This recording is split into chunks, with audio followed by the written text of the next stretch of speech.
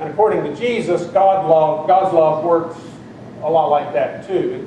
It's right there in the parable that we heard for today. The son in that parable doesn't just make one mistake. He has taken advantage of his father from the get-go. He has played on his father's generosity. In Jesus' day, you did not. It just was not done. You did not ask for your inheritance ahead of time. But he did. This young man was brazen. And then he took that inheritance, all that money that his father had worked so hard to earn. He took it and spent it on parties and prostitutes, on drugs and liquor. The young man clearly had no sense of the consequences of his actions. He just went wild until it was all gone and he found himself destitute. But then he came to himself. I've always loved that phrase. He came to himself. I suppose that means that he saw himself for the first time as he truly was, that he came to realize what his actions had done, how they had injured both himself and those who loved him.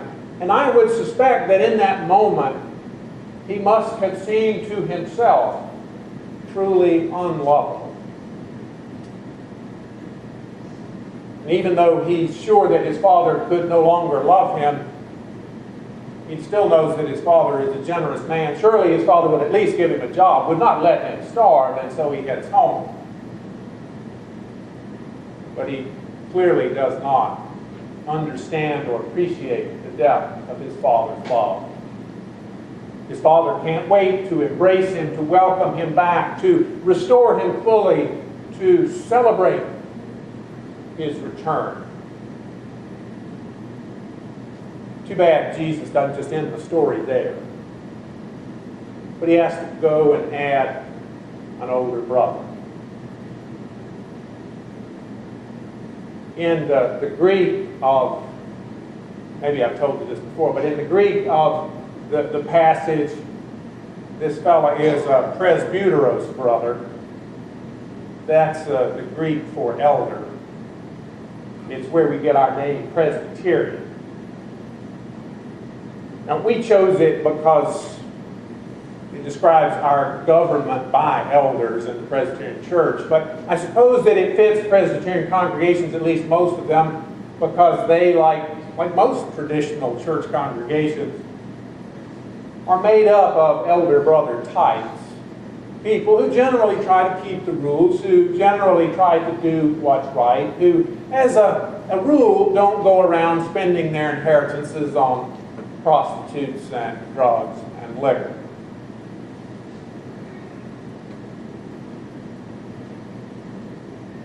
When I was about to graduate from seminary, as most of us were doing, I was out looking for a call, as we pastors say.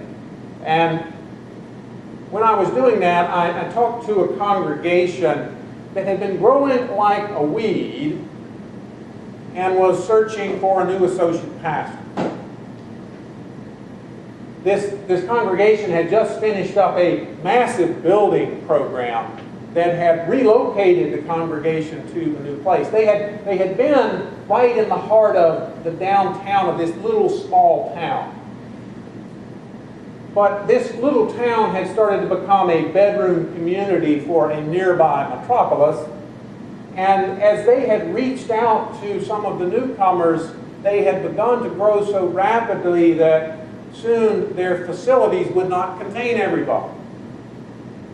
And they were landlocked. They were in a little block downtown and they could not expand at all. And eventually they had made the very difficult decision to relocate.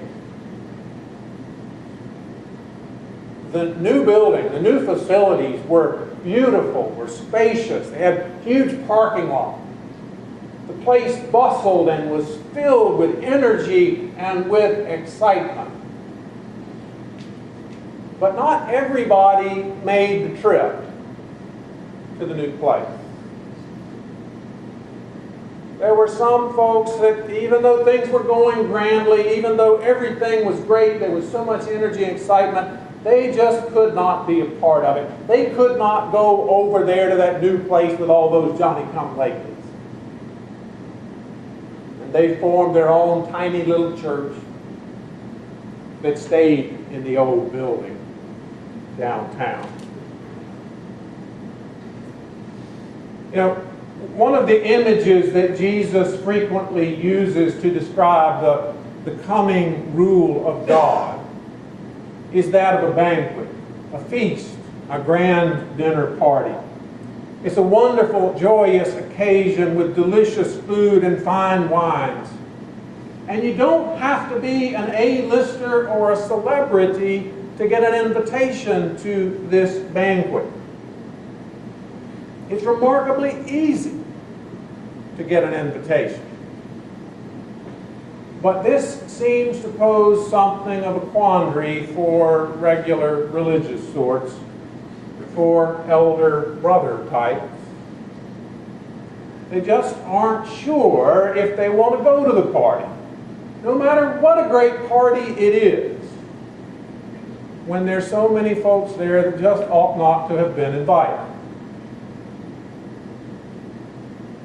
That's where Jesus' parable ends, with the older brother and his father outside the party. The elder brother can't stomach this son of yours, while the father begs the older brother to join the party, celebrating the return of this brother of yours. And we are left simply to wonder if that elder brother ever did go to the party. God is throwing a grand party with the best food, the best drinks, the best music. And the wonderful news is you are invited. Every single one of you are invited, no matter what you've done, no matter what mistakes you've made, no matter how you've hurt someone, you are invited. There's only one small catch. Some of the guests of honor are people we may not want to associate with. And the host expects us to be excited that they are there, to celebrate that they are there, and to invite others like them to join us at the party. All praise and glory to the God who has welcomed us, whoever we are, and who in Christ calls us to welcome others. Thanks be to God.